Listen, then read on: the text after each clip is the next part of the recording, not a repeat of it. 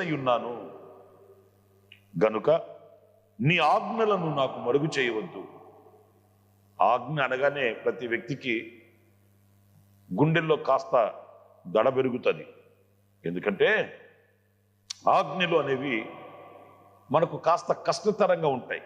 వాస్తవంగా ఆయన ఆజ్ఞలు భారమైనవి కావని, ఆయన ఆజ్ఞలు మనల్ని తిన్నని మార్గంలో నడిపిస్తాయని, ఆయన ఆజ్ఞల మార్గంలో మనం ఆయనకి సమీపస్థలము కాగలమని వాక్యంలో మనం చదువుతున్నప్పుడు మనకు అర్థమవుతుంది.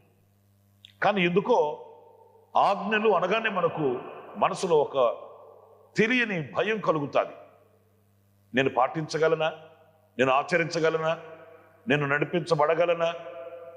ఇది తప్పు అది తప్పు అంటే నేను ఎలాగా? ఈ ప్రశ్నలన్నీ మన మనసులో మెదులుతూ ఉంటాయి.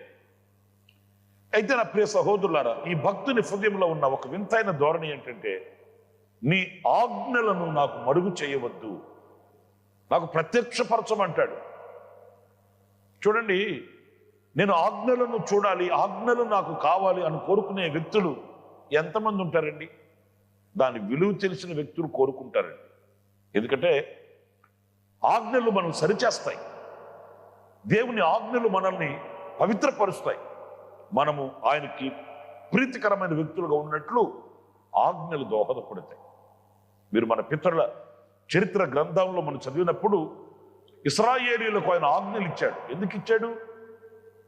వాళ్ళు సరళతల నుంచి వైద్యులకి పోకుండా ఆయన ప్రేమను, ఆయన అనురాగాన్ని, ఆప్యాయతను, వాళ్ళ మీద చూపిస్తున్నటువంటి ఆ కృపను, వాత్సల్యతను వాళ్ళు పొందుకోవాలని, అందులో వాళ్ళు స్థిరపరచబడిన వారై ముందుకు వెళ్ళాలని, ఏది అపవిత్రత, ఏది అవిధేయత వాళ్ళలో పొడచూపకూడదని దేవుడు ఆజ్ఞలు ఇచ్చాడు.